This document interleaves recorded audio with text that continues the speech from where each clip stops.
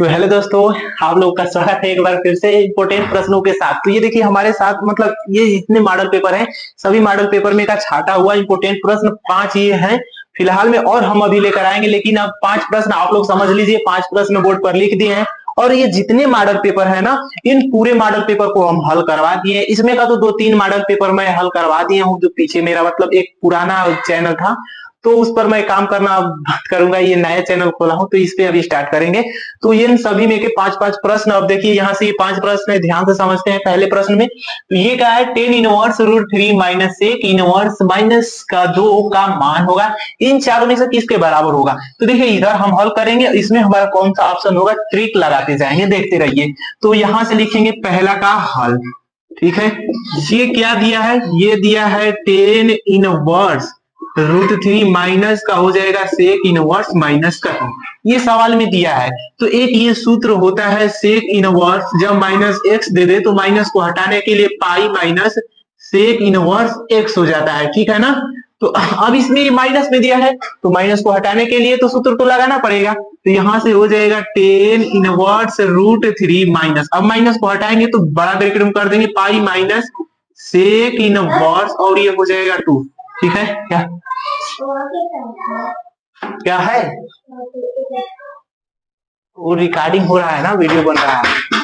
चलिए तो यहां से देखो इस सूत्र पे हम तोड़ दिए हैं इसको। अब क्या करेंगे कि ये 10 इनवर्स दिया है, 10 में कितना अंश का मान होता है रूट 3, तो वो हमारा कितना अंश का मान होता है, तो वो हमारा होता है 60 अंश का मान, जिसको हम रेडियन में लिखेंगे पाई बाई 3। तो ये रूट 3 होता है इतना की जगह पर। तो देखो रूट 3 की जगह पर हम 10 पाई बाई 3 रखेंगे तो 10 इनवर्स से 10 कट जाएगा तो सिर्फ क्या मिलेगा, पाई बाई 3, ठीक है, माइनस। अब यहाँ पर पाई को तो रहने देंगे माइनस। अब देखिए ये क्या दिया है, सेक इनवर्स दिया है ना, तो यहां से इसके अंदर 2 है, तो बताइए सेक में कितना अंश का मान हमारा 2 होता है। तो सेक में कितना अंश का मान 2 होता है, तो वो हमारा होता है 60 अंश के बराबर, तो जिसको लिखेंगे हम पाई बाई 3, ये भी 60 अंश के बराबर होगा। तो यहां से इसका मान हो जाएगा 2। तो ये जो 2 दिया है, 2 की जगह पर हम सेक पाई बाई 3 रखेंगे तो सेक इनवर्स से सेक कट जाएगा तो क्या मिलेगा, सिर्फ पाई बाई 3। ध्यान से समझ में आ रहा है ना, ये सब इंपोर्टेंट सवाल हैं। देख रहे आप लोग, इतने सारे मॉडल पेपर है, सब मॉडल पेपर में का छाटा हुआ प्रश्न है। तो यहां से लिखेंगे पाई बाई 3 माइनस, अब इसको हल करेंगे तो 3 पाई में से एक पाई हटा देंगे तो हो जाएगा 2 पाई बाई 3। अब देखो नीचे का ये क्या हो गया, हर समान हो गया, तो ऊपर के जो हमारे अंश है ना, तो वो आपस में घटाना है तो घट जाएंगे। तो पाई में से 2 पाई घटाएंगे तो माइनस का पाई बाई 3, जो कि हमारा ऑप्शन किससे मिल रहा है, दूसरे से मिल रहा है, तो यही करेक्ट हो जाएगा। तो इसका आप लोग स्क्रीनशॉट ले लीजिए, इसके बाद अगले प्रश्न को हम बताते हैं, ठीक है। और ये सब प्रश्न बहुत ज्यादा इंपोर्टेंट है जो मॉडल पेपर में पूछे गए हैं। हमारे पास मॉडल पेपर 2023, 24, 25 और ये एक और बात है, ये देखिए 4 मतलब पेपर हैं जो स्कूल में दिलाए जाते हैं ना, तो इन सबको भी हम पढ़ेंगे। हमारे पास 7-8 दिन का समय है तो पूरा एकदम कवर कर देंगे ना। और शाम को देखो, कल नहीं तो सुबह में 1 न तो 2 बजे लाइव आएंगे, ठीक है। और उसपे पूरा एकदम पढ़ेंगे प्रश्नों को, और पेपर में आप लोगों को एकदम ये सब प्रश्न फंसने ही वाले हैं। तो यहां से देखिए इसको हम रफ करते हैं। चलिए अब देखिए दूसरा नंबर सवाल में कहा है, ये देखो ये तो इसी से देखकर हम बता देंगे एक्स वाई का मान क्या होगा। यदि ए का व्यू दिया है 2x माइनस का वाई, x प्लस 2i और 2 3 बराबर 1 2 3 3, तो x और y का मान होगा। तो देखो इसमें एक्स वाई दिख रहा है, इसमें एक्स वाई दिख रहा है, तो इसकी तुलना इससे साथ कर देंगे, इसकी तुलना इसके साथ। तो यहां से ये दूसरा लिख देते हैं, ये हो जाएगा 2x माइनस का y बराबर 1। देखो इसकी तुलना इससे हुआ है, इसकी तुलना इससे करेंगे तो x प्लस 2i बराबर क्या मिलेगा, 3 मिलेगा, ठीक है ना। तो क्या करेंगे ना हम कि जो एक दिख रहा है एक को इधर लेकर आ जाएंगे, y को इधर भेज देंगे, तो यहां से 2x माइनस का 1 बराबर क्या मिल जाएगा, y। इसको मान लेंगे समीकरण 1, तो y का मान इसमें रख देंगे, x प्लस 2 अपनी जगह पर आएगा, y की जगह पर 2x माइनस का 1 बराबर हो जाएगा 3। समझ में आ रहा है ना। अब देखो x प्लस गुणा करेंगे 2 का तो 4x माइनस का 2 और ये बराबर 3। अब ये माइनस को इधर भेज देंगे और एक ही x, अब 4x 5x हो जाएगा और 3 और प्लस का 2, ये हो जाएगा 5 5 5 कट जाएगा, एक का मान क्या निकल कर आ गया 1। अब इसी x का मान इसमें रख देंगे तो y बराबर 2 गुणे x की जगह पर 1 माइनस का 1 और इसको घटा देंगे तो क्या आ जाएगा, 1 आ जाएगा। तो देखिए x और y किससे मिल रहा है हमारा, ये देखिए पहले से ही मिल रहा है, x बराबर 1 और y बराबर भी 1 है, तो ये पहला वाला ही हो जाएगा इसका करेक्ट आंसर। ठीक है ना, ये तो आसान था, लेकिन ये इंपोर्टेंस ऑफ प्रश्न है। ठीक है, इसको भी स्क्रीनशॉट लेना चाहते हैं तो ले सकते हैं। इसके बाद अगले प्रश्न पर चलेंगे। चलिए, तो अब इसको हम रफ करते हैं।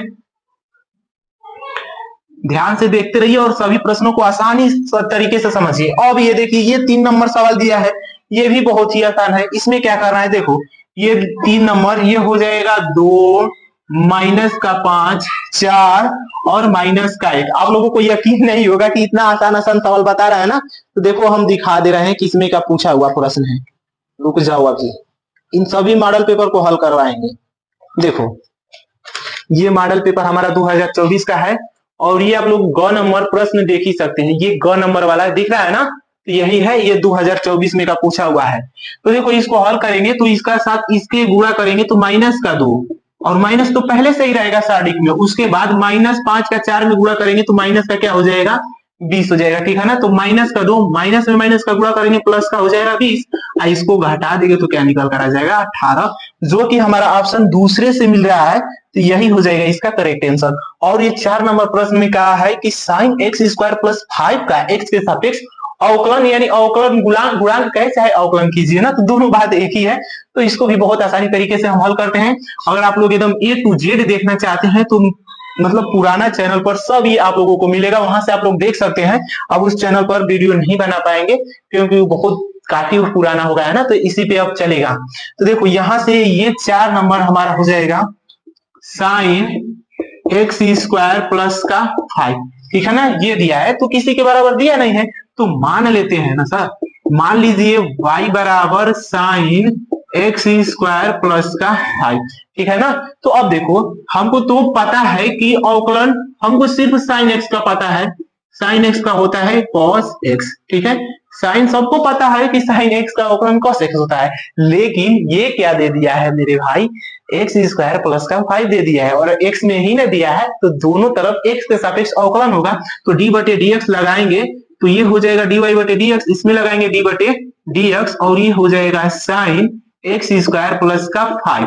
ठीक है, और हमको सिर्फ पता है साइन एक्स का अवकलन, तो ये जो जितना दिख रहा है इसको मानेंगे एक्स। अब बताइए साइन एक्स का अवकलन क्या होगा, कॉस एक्स तो होगा, लेकिन एक्स की जगह पर हमने क्या मान रखा है, एक्स स्क्वायर प्लस का 5, तो ये हो जाएगा एक्स स्क्वायर प्लस का 5। और जिसको माने है ना, जिसको माने है उसका पुनः अवकलन करेंगे एक्स के ही रिस्पेक्ट में, तो लगाएंगे डी बटे डी एक्स, और ये हो जाएगा एक्स स्क्वायर प्लस का 5। सब चीजें लिख देंगे। देखो यहां से एक्स स्क्वायर दिया है तो ये भी होता है सूत्र डी बटे डी एक्स, और एक्स पावर एन दे देता है ना, एक्स पावर एन दे देता है, तो एन को आगे कर देते हैं और इसमें से एक कम कर देते हैं, यानी घात आगे हो जाता है, घात में से एक कम। तो ये चल रहा है कॉस एक्स स्क्वायर प्लस का 5।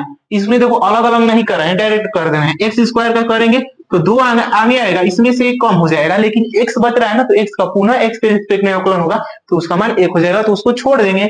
अब प्लस इसमें 5 में कहीं पर भी एक्स दिख रहा है नहीं ना, तो कांस्टेंट माना जाएगा, तो कांस्टेंट का अवकलन 0 होता है, यानी डी बटे डी एक्स वाला कोई फलन नहीं रहेगा तो वो कांस्टेंट माना जाएगा, इसका अवकलन 0 होता है।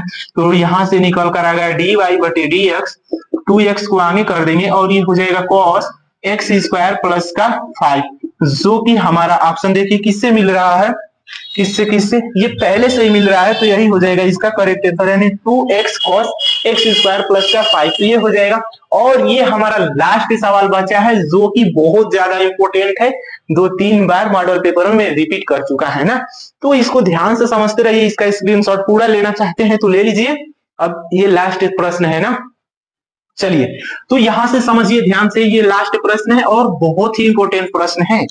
यहां से जो जो दिया है उसको लिख लेते हैं।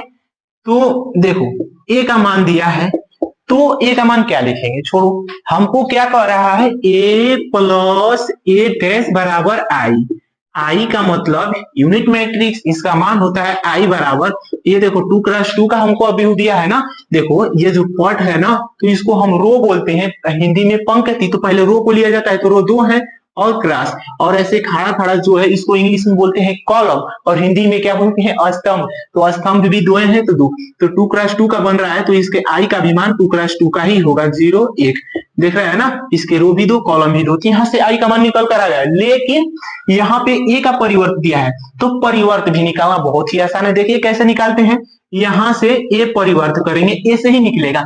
ऐसे जो ये हमारा रो 1 है ना, तो इसको कॉलम 1 में चेंज कर देंगे, रो 2 को कॉलम 2 में चेंज कर देंगे, तो ये परिवर्त निकल कर आ जाएगा। तो देखो यहाँ पर ये ऐसे है तो खड़ा कर देंगे, तो कॉस अल्फा माइनस का साइन अल्फा, इसको भी कर देंगे तो ये हो जाएगा साइन अल्फा और कॉस अल्फा।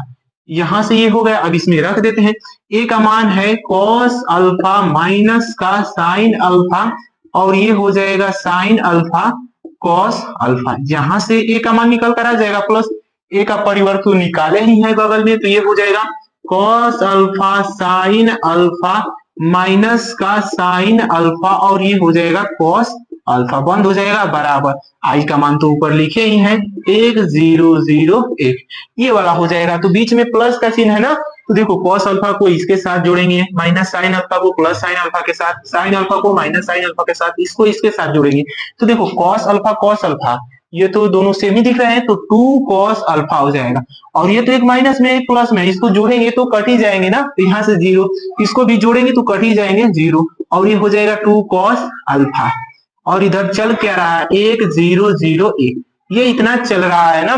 तो अब देखो ये 2 cos अल्फा की तुलना इससे कर देंगे, नहीं तो इसकी तुलना इससे कर देंगे, तो किसी एक से कर हमको अल्फा का मान निकालना है ना। तो देखो यहां से अब ऊपर रफ कर देते हैं थोड़ा, यहां से इतना में ही हो जाएगा। चलिए तो यहां से तुलना करेंगे तो ये हो जाएगा 2 cos अल्फा बराबर 1, और इस 2 को इसके बटे में भेजेंगे तो cos अल्फा बराबर हो जाएगा 1/2। अब बताइए कि cos अल्फा में कितने अंश का मान 1/2 होता है, तो इसको लिखेंगे cos अल्फा, और cos में कितने अंश का मान 1/2 होता है, तो 60 अंश का होता है। ये सब आप लोगों को मान याद होना चाहिए, क्लास 10 से ही पढ़ाया जा रहा है आप लोगों को ना। तो ये हो जाएगा cos π/3, और कट जाएगा तो अल्फा का मान क्या निकल कर आ गया π/3, जो कि हमारा ऑप्शन दूसरे से ही मिल रहा है, तो यही करेक्ट हो जाएगा। तो उम्मीद करते हैं आप लोगों को ये सारे प्रश्न समझ में आ गए होंगे। तो वीडियो को लाइक, चैनल को सब्सक्राइब और अपने दोस्तों के साथ शेयर करना मत भूलिएगा। तो मिलते हैं ऐसे इंपोर्टेंट प्रश्नों के साथ, तब तक के लिए जय हिंद जय भारत।